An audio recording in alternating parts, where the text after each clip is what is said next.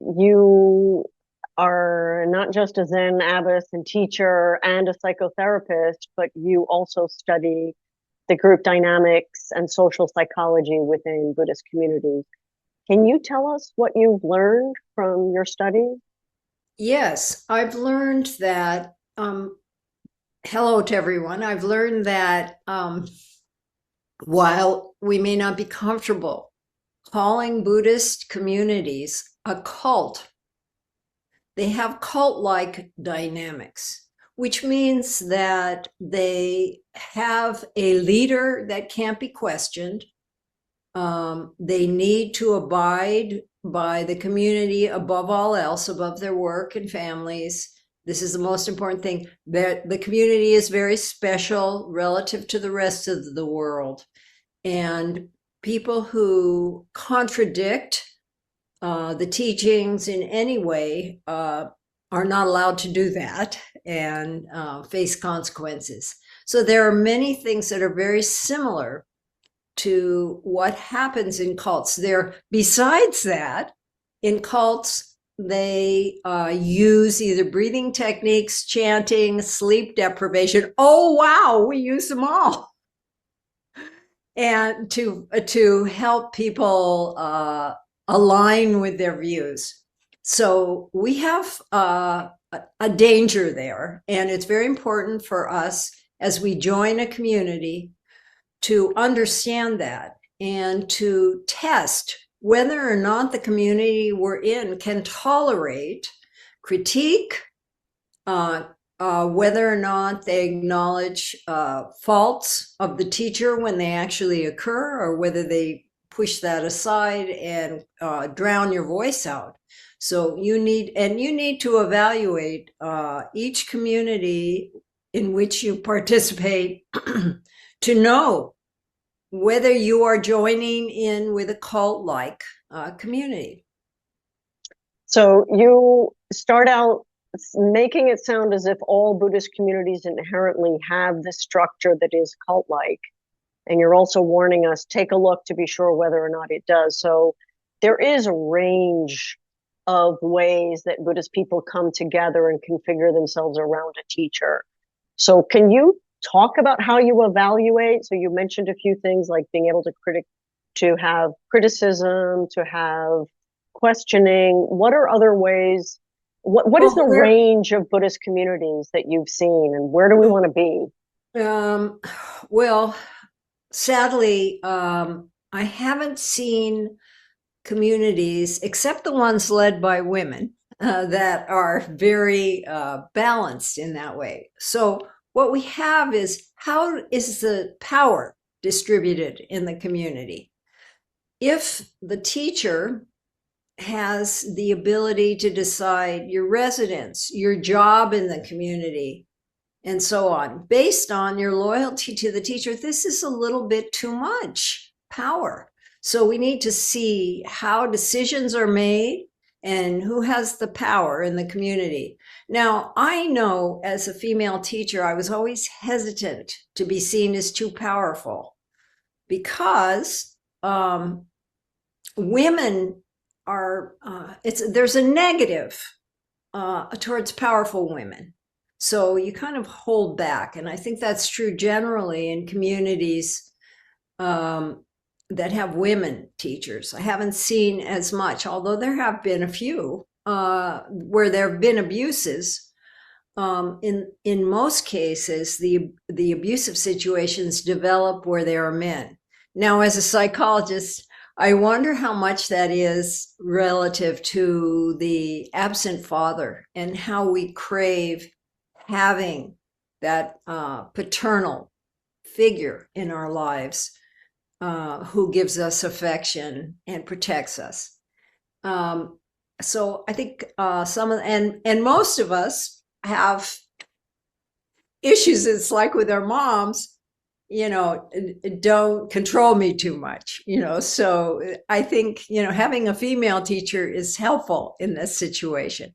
Also, in terms of the sexual dynamics, we can see all over the world, in all kinds of situations, men in power have a kind of entitled proprietary ownership of the women that they come into contact with. So that means that they can have sexual relations with them. This isn't true of women so much. So I think those are some of the things that help us look for a healthier community.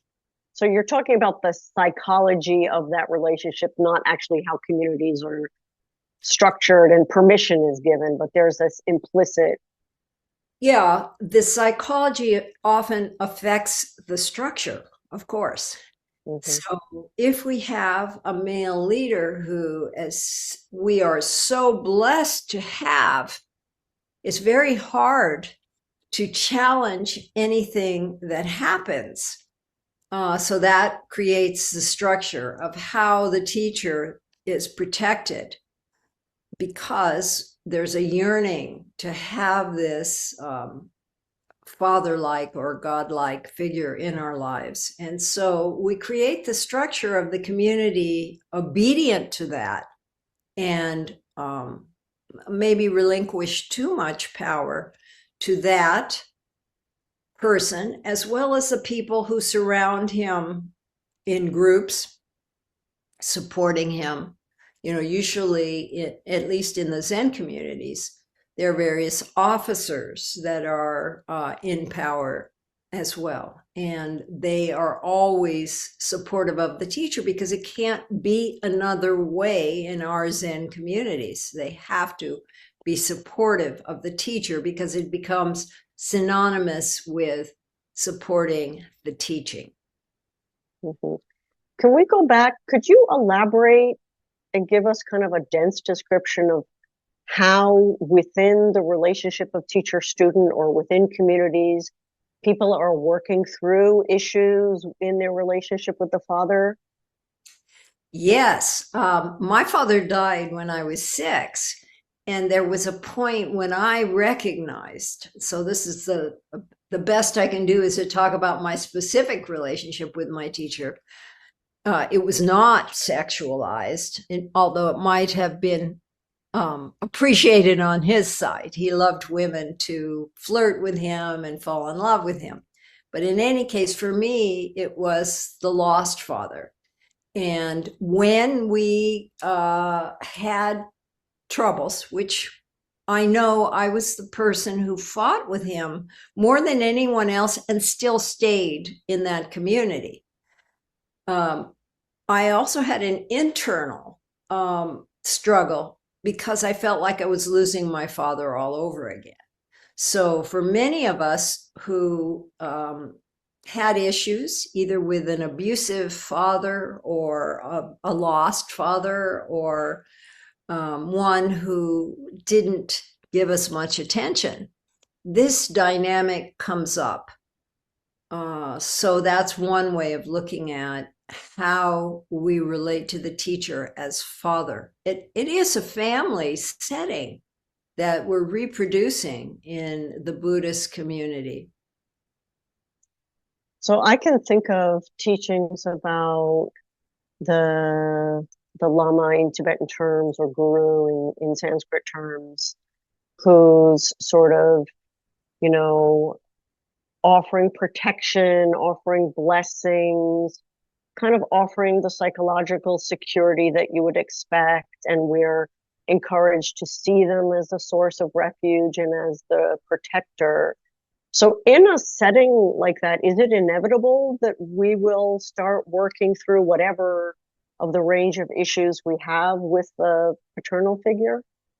Well, that it could be inevitable, but I can't say that for sure. I don't know, but I do know that it happens. And I also know that besides the blessings, there is in our community, in the Zen community, the teacher decides who understands and who doesn't understand. And therefore, who gets promoted, who gets jobs, who gets the best residential opportunities, and so on. So there are actually material things that are passed on because of one's ability to appreciate the teacher's teaching and be part of the community, be a loyal member of the community.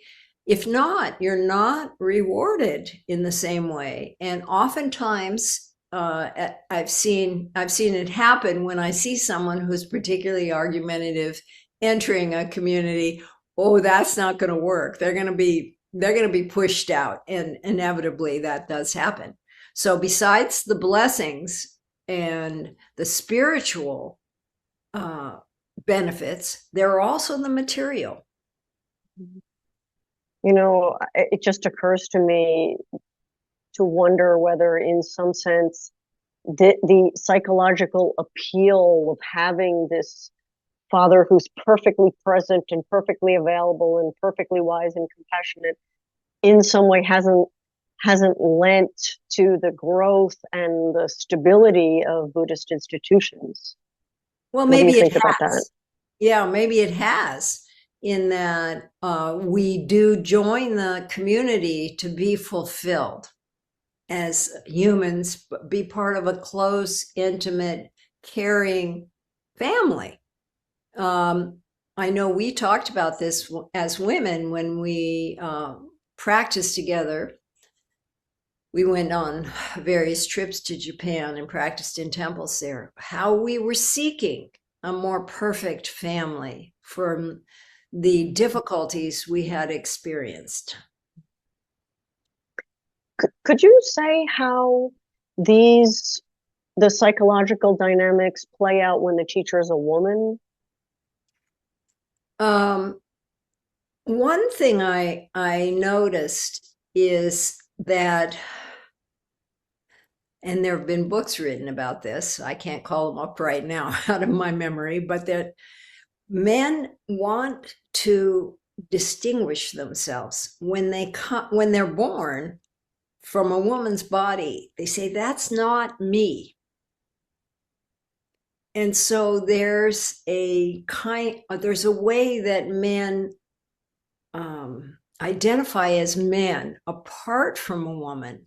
And so there's only, where I had actually, as a teacher, I had more male students than female, and that was unusual. But I noticed that they were very interested in the teaching, but there wasn't that kind of clinging and playing up to me that I saw women doing with male teachers. They were distinctly and certainly men, and I was a woman, and they could receive my teachings without feeling like they needed to merge with me in some way. And how about when they're women with a female teacher?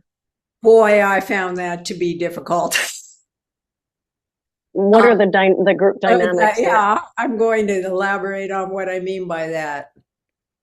I think that it's difficult for women to understand their own competitiveness because it's been somewhat forbidden. In other words, we're supposed to be nice and loving and caring.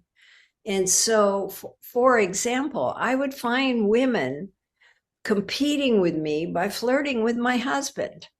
So there were all kinds of difficulties that came up. And also, as a therapist, I have to tell you that every single woman I saw said, I don't want to be like my mom. Now, maybe that speaks to the fact that they were in therapy and there was some difficulties that they were having in their minds. But I think women also want to move away from as we do generationally, move away from the imprisonment women have experienced socially and psychologically. And so I don't want to be like my mom. So there was a lot going on in terms of fighting with a mother image or competing from the women students I had. Can you speak about the role of projections? What students are projecting onto teachers? Yes, well, most of us, I would say probably all of us, have unconscious plays going on in our mind where various people that we meet are the actors who were very active in our early life. For example, I have a sister who was somewhat abusive towards me. And so I'll see her when I meet other people. I'm always fearful that that's going to come out of another woman. So we have these relationships which are very much embedded in our psyche, but sometimes quite unknown to us.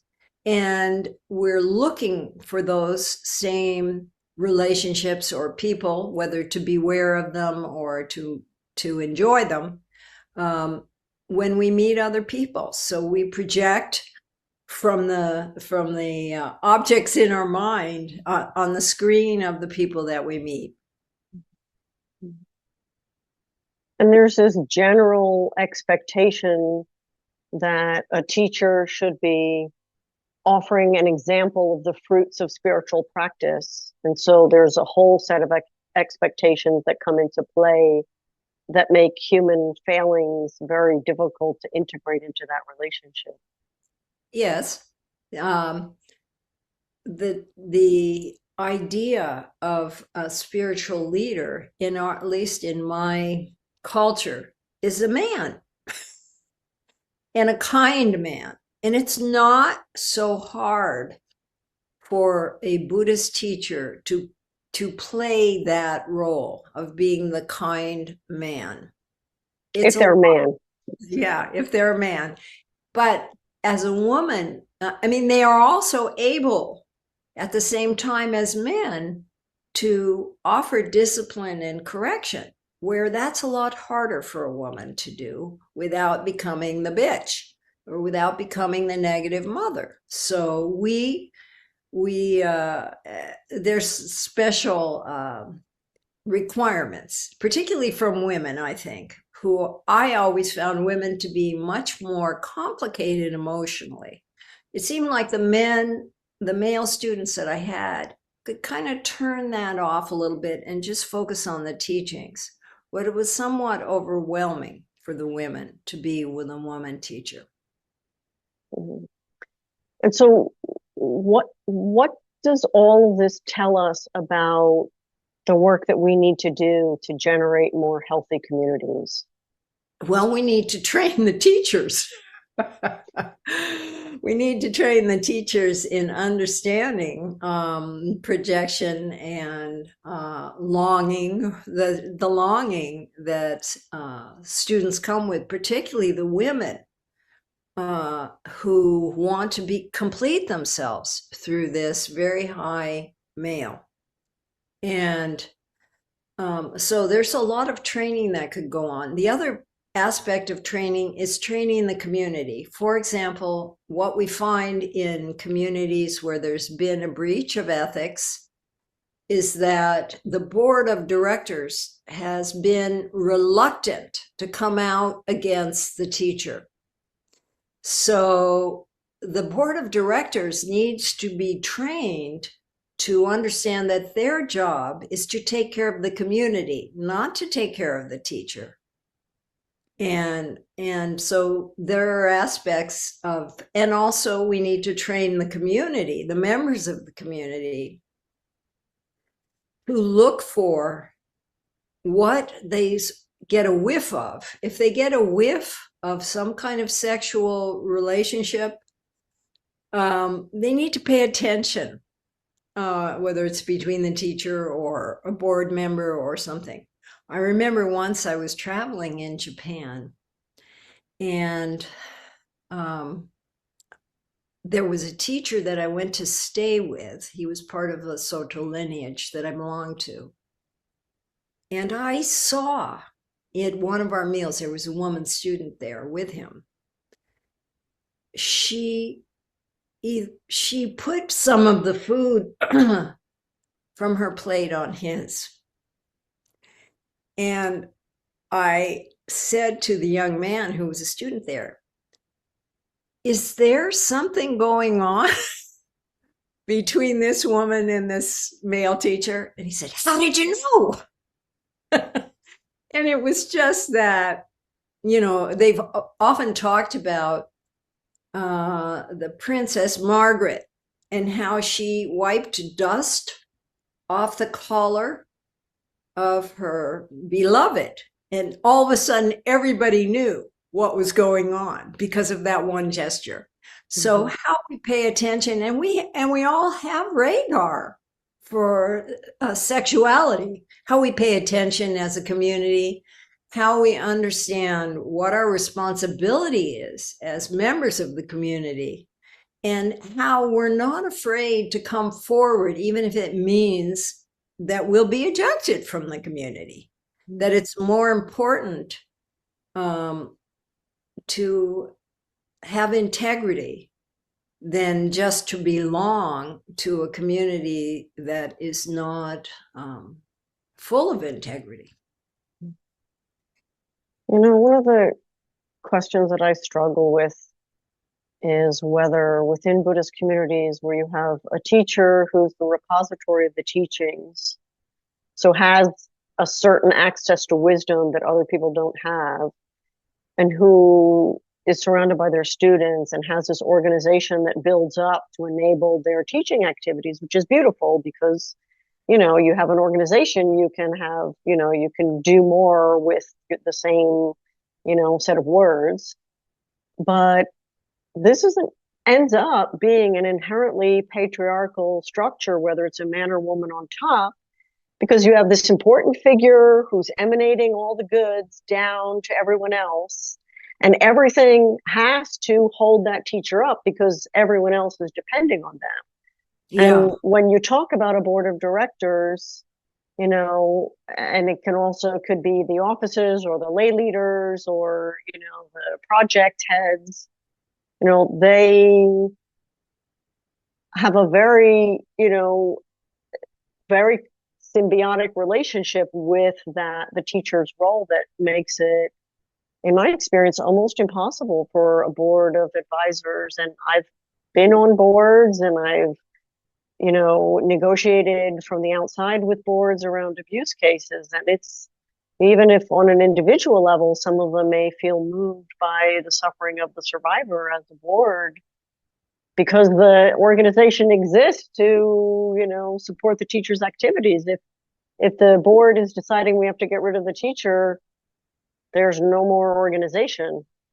Right. So this this view that you've described covers situations where there has been a problem.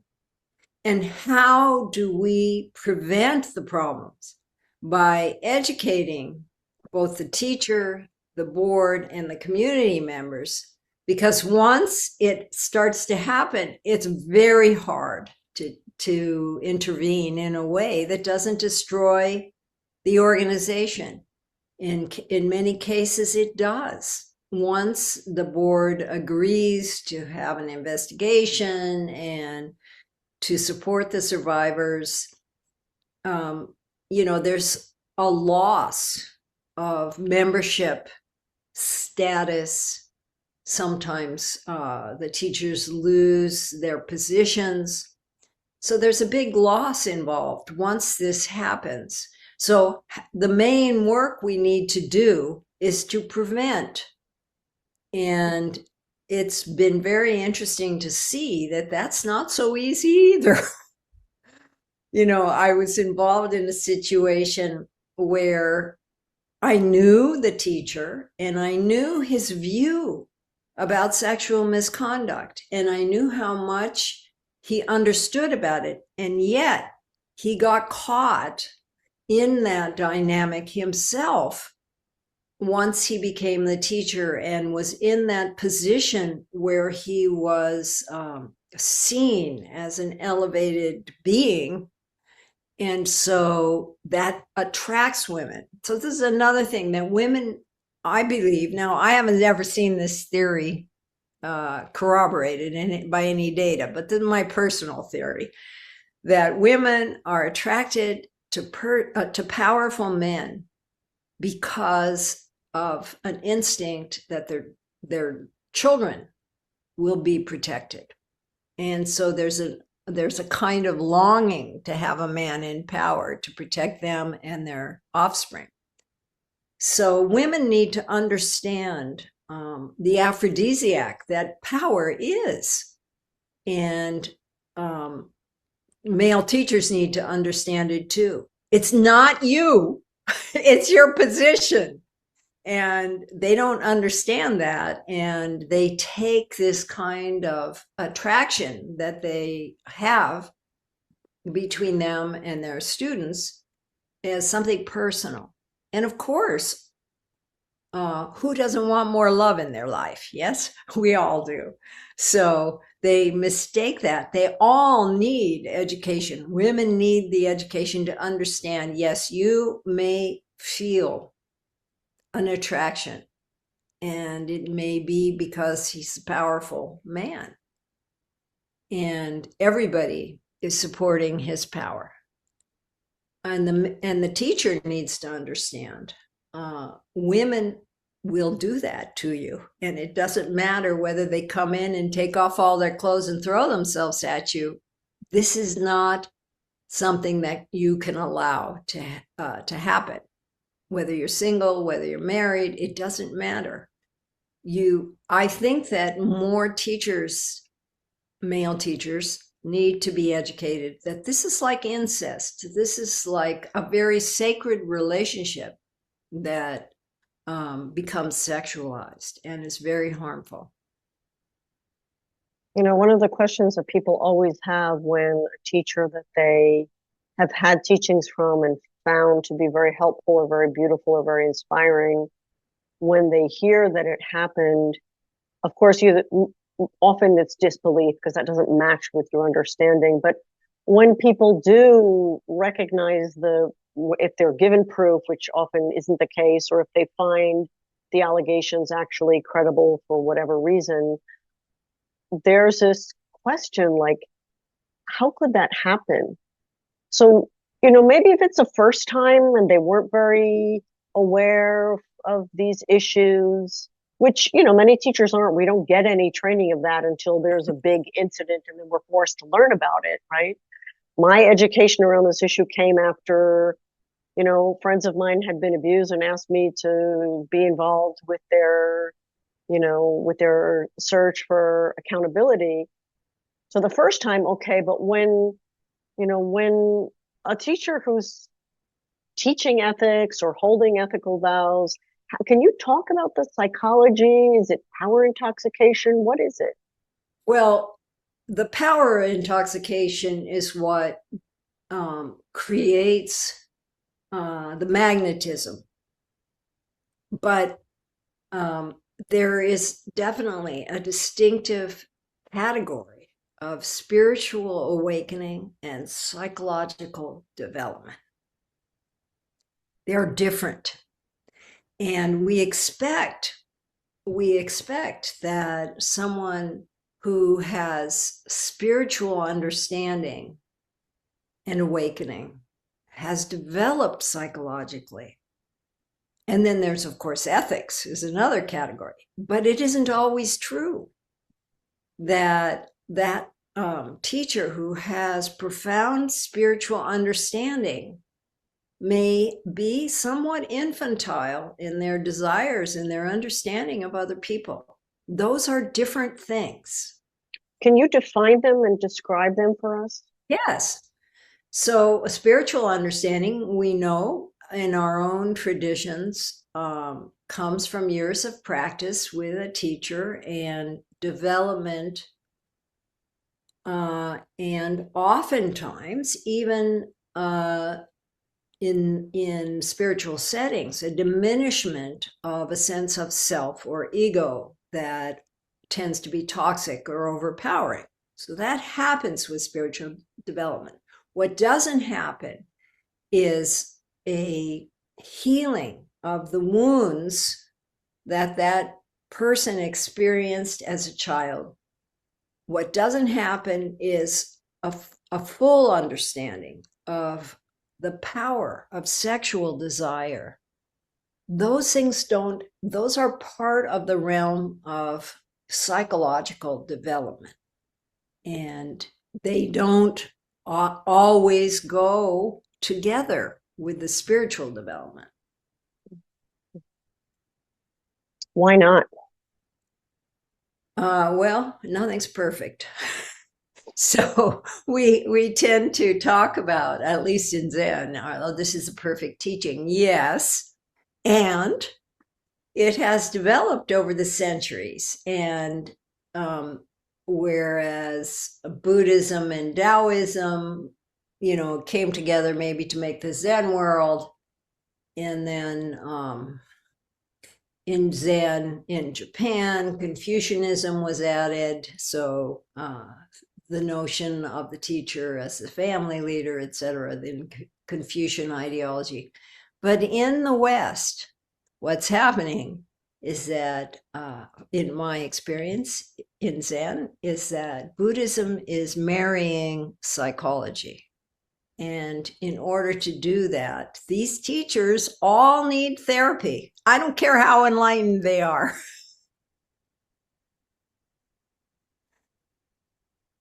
All right, let's set that up as soon as we can.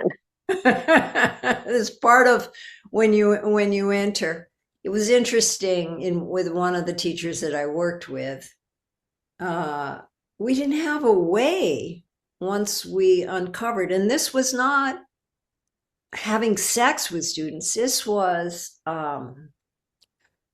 making the encounters flirtatious and with a kind of exchange of sexual energy, hugs, etc. And when a number of women had complained about this, how they went in to talk about their spiritual experience, the teacher wanted a hug and the hug lasted too long and blah, blah, blah.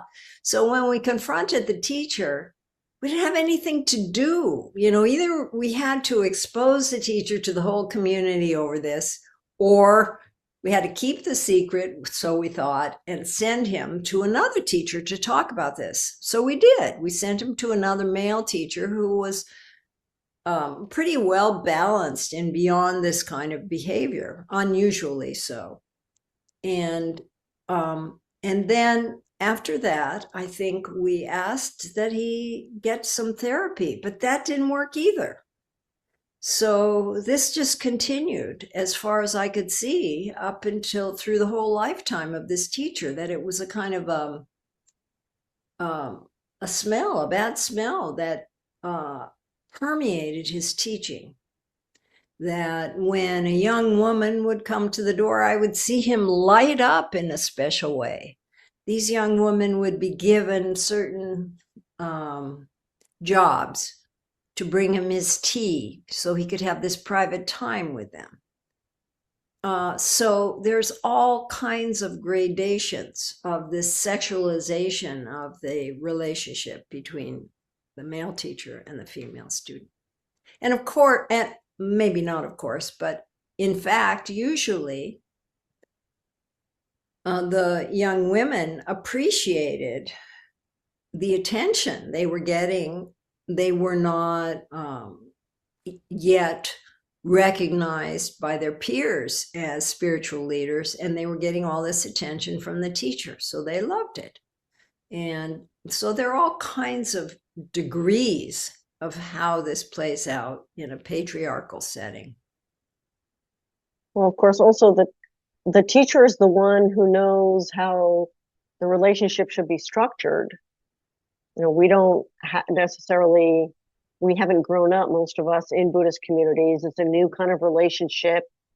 We're not really looking at like what's a template and reading what the parameters are. We're learning about it from our teacher. And so if we're not like encouraged to listen to our intuition, we may not recognize this is actually like outside the bounds of what should be happening here, right? Right. I remember, and oftentimes we can't say anything about it. I remember one young woman, a very pretty young woman, who was selected to be a Dharma heir of a teacher. And she was very questioning to the other Dharmayas, well, why did he choose me? And those of us who knew just zipped it. We couldn't say, well, because you're such a beautiful young woman, that's why, and so even the community even though the community may recognize this dynamic, it's very hard to call out. And again, beforehand, better. So speaking of beforehand, many of those listening to this interview on our Spanish language channel will have links to Tibetan Buddhism. But Zen Buddhism spread widely outside of Asia well before Tibetan Buddhism, and also allegations of abuse by Zen teachers began emerging well before the abuse in Tibetan Buddhist communities. Can you tell us a bit about the phenomenon of abuse by Zen teachers and how Zen communities have responded to those allegations? Well, I do know I did study with a Tibetan teacher, and I want to say that I saw right away the dynamic that this male teacher was dating his students, his female students. It wasn't exactly predatory. I mean, I don't know how many. I mean, how do you define a predator? I don't know. But certainly he would date one, and then when the relationship ended, she would leave the community. And when I saw this, I tried to talk to members of the Tibetan community about this dynamic, and they wouldn't hear any of it. What's the word for, not concubine, but there's a word. Consort. Right. They said, oh, she's just a consort. And I said, no, we don't have consorts in the United States. We have girlfriends, we have old ladies, we have wives, we have ex-wives. We don't have consorts. I could not, after having gone through what I had gone through in the Zen community, I couldn't begin to tolerate the amount of permission that the teacher was being given in the Tibetan tradition. And I'm told that this is just a privilege of women who have an inferior birth to be connected in this way to a teacher, to a tulku, was to have sex with him. All of these things that are part of the Tibetan tradition. Zen has been already much more acculturated. I have people who come to me and say Buddhism isn't a religion. And I say, well, it happens to be a religion that I was ordained in. So I think it's a religion. And the fact that you think it's just an idea, you don't understand the rituals or the community that's been built up in the name of this religion.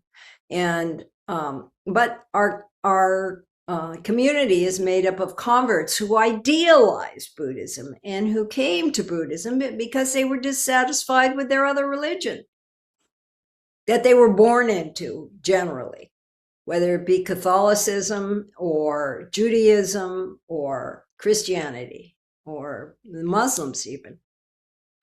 And so that makes the discovery that bad things happen in Buddhist spaces particularly shocking and devastating, doesn't it? Yes, it does, because we said, this is different. This is different, and we're not going to have the same problems here. It has a different mindset than other religions. So the fact that people think that way and came to Buddhism believing that makes them all the more vulnerable and all the more crushed when they find problems. One comment that I hear is, why do we have to talk so much about abuse? What do you say when you're faced with people who don't want to hear about this form of suffering that's being created in their own communities, potentially, or actually? Well, my feeling is I don't support any organization that includes abusive behaviors, and I won't belong to any. So that kind of limits my participation at this point. But I feel that, you know, our first vow as Zen people is beings are numberless. I vow to awaken with them. It isn't I vow to harm them. So we cannot harm people who join our communities. If there is harm, there's something really wrong with the way we're teaching. And pushing the harmed member, the survivor, aside doesn't make it go away. What makes it go away is when it stops. And so it's very important for us to learn, how did this happen? How did we get here? And what can we do? I mean, as a culture, we're struggling with that. We had Me Too, and now there's pushback on Me Too. And so it doesn't, it's very embedded in our culture. And so therefore, as part of Zen in the Western world, it's very embedded in our culture. But if we allow, well, it's like soup, you know. If you put some animal excrement in a soup, the whole soup is ruined. So that's the way I feel about these abuses. If we harm people in the course of our practice, this isn't practice. This is wrong. And I can't participate in it. So, Grace, many people first heard your name as a Zen teacher or author, but I first became aware of your work through this informal network of women supporting survivors of abuse by Buddhist teachers. I'm curious to hear, you know, how your own spiritual practice has changed and what you learned as an ally and advocate. Well, I've learned that this problem is pervasive in the Zen community, and that it's very important for us to study cult dynamics to make sure that what we're doing is practicing a spiritual practice and not joining a cult where we feel that this teaching is the best in the world and has no faults. And I think for me, that's been the most important thing. And as I've said, because of my work, well, because of my work in studying the history of women in Zen, which my first book was Zen Women. And I've said in other programs, I couldn't write that book today. I couldn't write that book today because it's too painful to me. While I could write it about historical women and how they were mistreated by the Zen community, now I know them. And it's personal. And so I find it extremely painful. And that's my suffering. So given everything that you've learned and everything that you've observed in your study and in your experience, if we could imagine a community of people that practice together, that shared a set of values and a set of practices and enjoyed the collective sense of, coming together and finding or creating meaning together, what would a community like that look like? Well, I joined Joko Beck's community for several of her retreats. And I don't know if you know the history of Joko Beck, but she was practicing with Maizumi Roshi in Los Angeles, and the allegation is that he had sex with her underage daughter, which is the kind of thing that would send you running out of a community. And she didn't wear robes.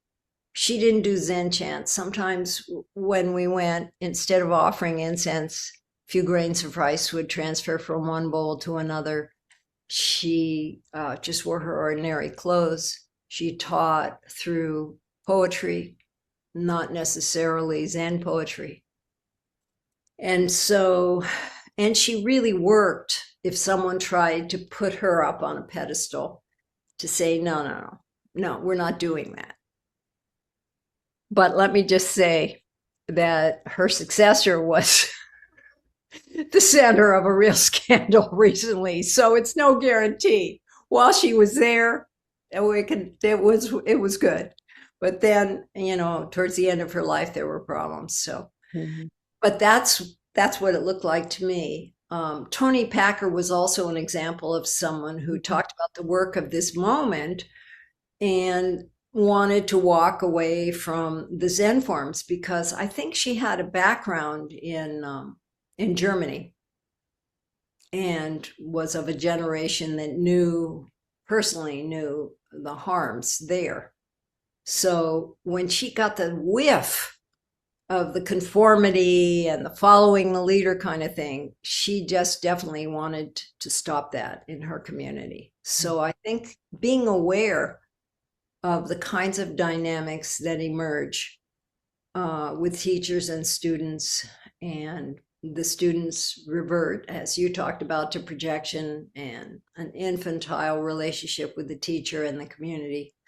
We need to be educated to that and to look for people who are genuine and not people who hide behind these forms. All right, let's look for them. Thank you. Thanks, Grace. To be together with you.